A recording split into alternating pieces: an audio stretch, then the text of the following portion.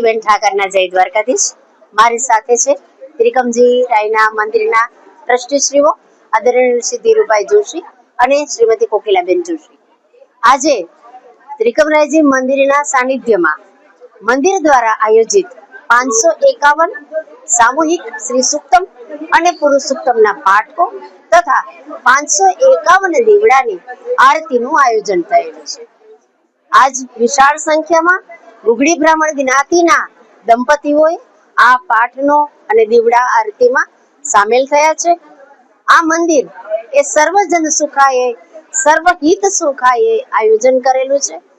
મંદિરમાં આ સિવાય પણ અનેક તહેવારોના અલગ અલગ પ્રકારના આયોજનો થાય છે।